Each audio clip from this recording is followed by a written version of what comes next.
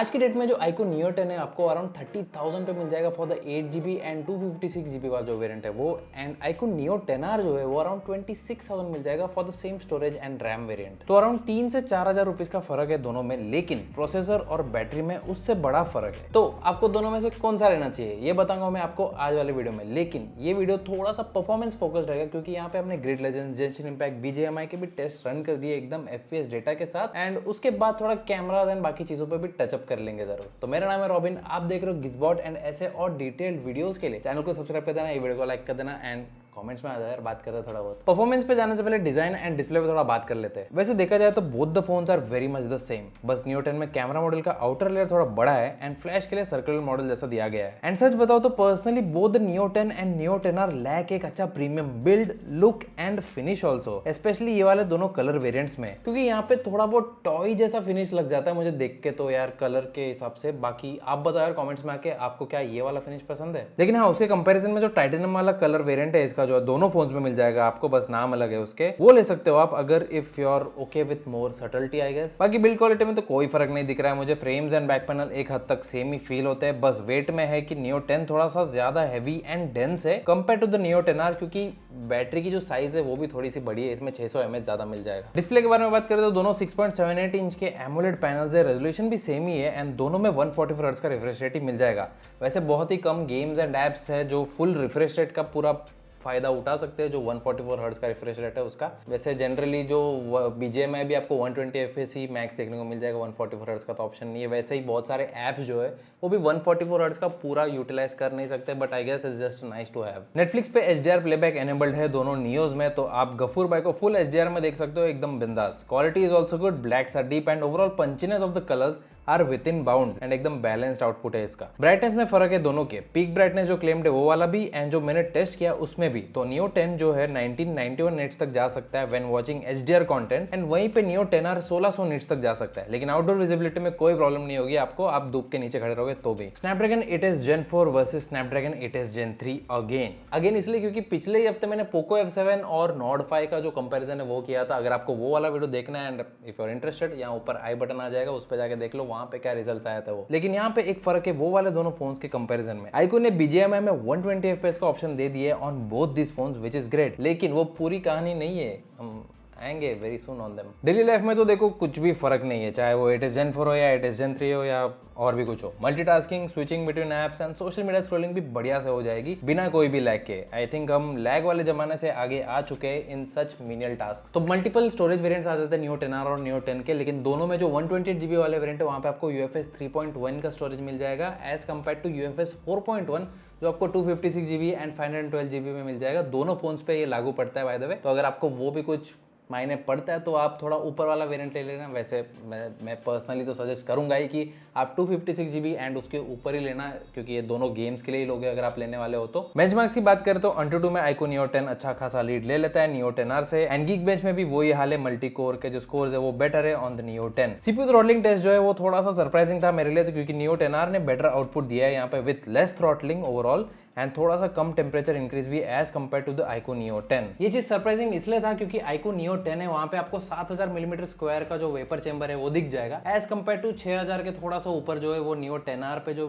Vapour chamber cooler है उसके comparison में। स्पीकिंग ऑफ विच, यहाँ पे BGMI, Genshin Impact and Grid Legends तीनों का टेस्ट कर लिया है मैंने। BGMI में दोनों फोन्स पे 120 FPS सपोर्ट तो मिल जाता है, लेकिन दोनों फोन्स में चिपक के 120 FPS अभी तक तो मिला नहीं है यार। Neo 10 में फिर भी एवरेज FPS आप देख सकते हो कि 107 FPS आया है विद 5% लो ऑफ 90। ये बिना AC एंड फैन वाले रूम में खेल रहा था मैं, एंड दोनों फोन पे मॉन्स्टर मोड भी चालू कर दिया था। लेकिन वही सेम सेटिंग्स में Neo 10R जो है मैक्स एंड एवरेज FPS उसका आप 90 ही गया है, ये देख सकते हो क्लियरली, एंड 5% लो है वो भी 80 FPS तक ही जा पाया। मैंने फिर से रिस्टार्ट किया गेम्स दोनों फोन्स में, लेकिन स्टिल चिपक के 120 FPS तो नहीं आया है। Neo 10 जब मैं बहुत पहले ट्राई किया था, जब लॉन्च हुआ था इनिशियली, तब तो फिर भी 120 FPS के अराउंड चल रहा था, लेकिन अभी जो अपडेट्स आया है, आई थिंक ये जो नया स्पूकी सॉर जो चल रहा है, नया इवेंट चल रहा है, उसके टाइम पे थोड़ा सा यार और जो FPS है गिरते जा रहा है। 120 अगेन चिपक के नहीं दे पा रहा है नियो 10 में। एटलीस्ट नियो 10R का तो मैंने किया नहीं था उतना टेस्ट, तो आई गेस ये जो इवेंट है उसकी वजह से कुछ प्रॉब्लम हो सकती होगी फिलहाल ऑप्टिमाइजेशन के दौर पे। पावर वोल्टेज का भी डिफरेंस अगर देखें तो नियो 10R ने भी ज्यादा पावर खींचा है as compare to the Neo 10 despite giving lower FPS।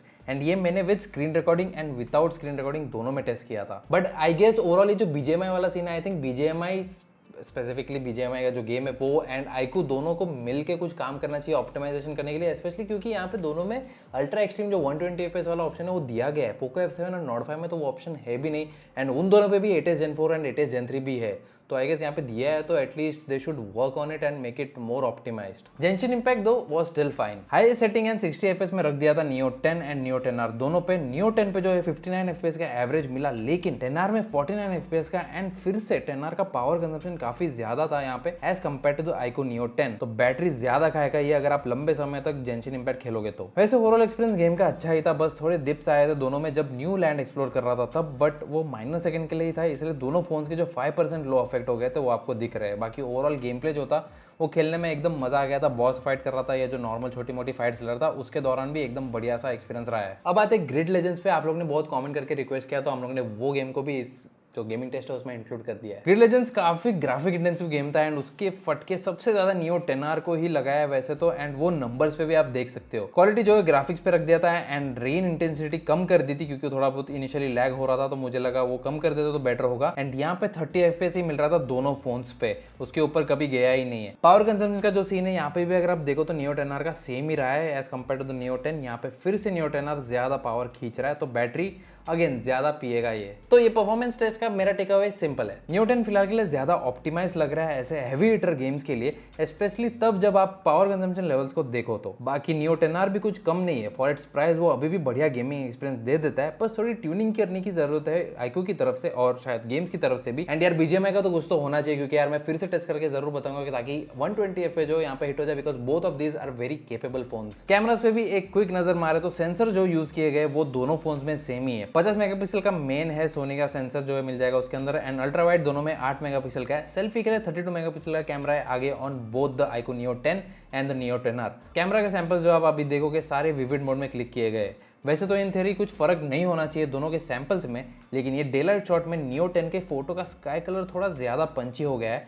सच्ची में नियो 10R जैसा ही कलर था, थोड़ा सा वॉश्ड आउट था, लेकिन यहाँ पे एक चीज जो है वो मैंने देखी, सडनली नियो 10R ने कैमरा में शैडो जैसा लुक आ गया। ये यहाँ पे जो ट्रीज आप देख रहे हो वहाँ पे आपको दिख जाएगा, जो इन रियल लाइफ एग्जिस्ट नहीं कर रहा था। लुक्स लाइक थोड़ा सा कॉन्ट्रास्ट लेवल में ऊपर नीचे हो गया है, लेकिन ये all of a sudden shadow आ गया है सडनली, आई डोंट नो, थोड़ा वियर्ड लग रहा है देखने में।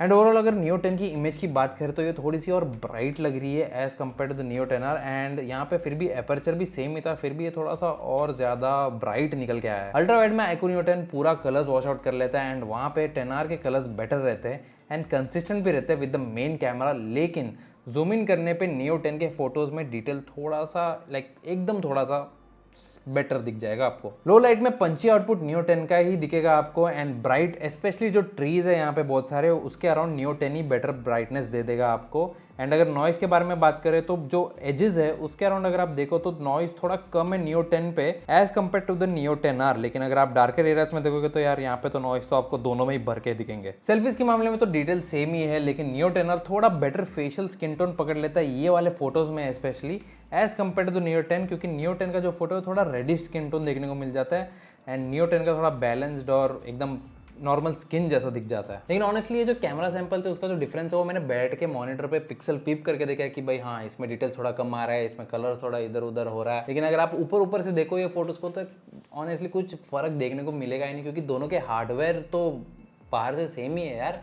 इट्स जस्ट दैट कि ISP जो है दोनों के प्रोसेसर्स का वो थोड़ा सा डिफर करता होगा बस। नियो 10 में जो है 7000 mAh की बैटरी मिल जाएगी एंड नियो 10R में जो है 6400 mAh की बैटरी मिल जाएगी। अराउंड 600 mAh का डिफरेंस है दोनों फोन्स में, तो दोनों फोन्स बिना कोई इशू के पूरा दिन तो चल ही जाते हैं अगर आप गेमिंग भी करो तो। एंड साथ में मैंने कैमरा वर्क किया तो तभी भी पूरा दिन चल ही गया था बिना कोई इशू के, तो आपको इसमें बैटरी का टेंशन लेने की जरूरत ही नहीं पड़ेगी। एंड चार्जिंग के मामले में बस एक और डिफरेंस है, आईक्यू नियो 10 जो है उसके अंदर आपको 120 वॉट का चार्जर मिल जाएगा। एंड द बेस्ट पार्ट इसकी जो चार्जर है वो PD चार्जर है, तो आपको सिर्फ ये आईक्यू के फोन या आईक्यू नियो 10 आईक्यू 10R पे ब्लॉक नहीं रहेंगे, आप कहीं पे भी यूज कर सकते हो। स्पेशली जो मैकबुक चार्ज कर सकते हो आप आपको अगर आईफोन चार्ज करना है तो आईफोन चार्ज करते हो, सैमसंग के फोन से वो भी चार्ज कर सकते हो एंड दूसरे लैपटॉप्स भी चार्ज करते हो। एंड Neo 10R जो है उसके बॉक्स में आपको 80 वाट का चार्जर मिल जाएगा। चार्जिंग स्पीड में भी ऑनेस्टली ज़्यादा कुछ डिफरेंस होगा नहीं, बस Neo 10 थोड़ा सा फास्टर चार्जिंग दे देता है, इसलिए वो थोड़ा जल्दी हो जाएगा, लेकिन ऐसा कोई सिग्निफिकेंट डिफरेंस नहीं है, ना ही कोई डील ब्रेकर है यहाँ पे। तो verdict, Neo 10 and Neo 10R दोनों में ऑनेस्टली यार ज़्यादा कोई डिफरेंस है नहीं, बस थोड़ा सा जो खेल है वो ऑप्टिमाइजेशन एंड जो गेम्स है उनके ऊपर बचा है। एंड उस मामले में मेरे टेस्टिंग के हिसाब से Neo 10 ने बेटर परफॉर्म किया है as compare to Neo 10R। लेकिन इसका ये मतलब नहीं कि 10R is not a good phone, in fact उस प्राइस में बढ़िया ऑप्शन है, एंड स्पेशली तब जब आपका बजट स्ट्रेच नहीं हो सकता तो फिर ये तो और भी बढ़िया ऑप्शन है। लेकिन if you are flexible wallet wise तो आपको उस हिसाब में Neo 10 की तरफ जाना चाहिए। लेकिन हाँ, my personal advice will be, अगर आपका मेन पर्पस गेमिंग हो तो ये दोनों फोन्स को कंसिडर करना, बिकॉज कैमराज में ये इतने मजेदार नहीं है, आपको ज्यादा वर्सेटैलिटी नहीं मिलेगी, ज्यादा ऑप्शंस नहीं मिलेंगे, क्योंकि यहाँ पे टेलीफोटो कैमरा दोनों फोन्स में नहीं है। इसमें तो मैं एक्सपेक्ट भी नहीं कर रहा था, लेकिन इसमें चलो कोई नहीं, performance is their main focus, तो probably telephoto camera cost cutting के लिए नहीं दिया गया है। बट अगर आपको चाहिए टेलीफोटो कैमरा तो you will have to look at better options, शायद मोटो H60 Pro आपके लिए बेटर हो सकता है उसमें। तो ये था दोनों फोन्स के कंपैरिजन, कैसे लगे आपको जरा कमेंट्स में आके बताना। एंड होपफुली मैंने आपके सारे डाउट जो है वो क्लियर कर दिए होंगे, अगर आप ये फ़ोन लेने में कंफ्यूज हो रहे थे अभी तक तो। अगर नहीं किया है डाउट क्लियर तो वो यार बिंदास कमेंट्स में आ जाओ, आपको जितने सवाल पूछने सब पूछ लो, मैं आके फिर से टेस्ट भी करके बता दूंगा आपको अगर चाहिए तो। एंड ऐसे और वीडियोज़ के लिए गिज़बॉट को सब्सक्राइब कर देना, ये वीडियो को लाइक कर देना, and I will see you guys in the next one. Till then take care, bye bye.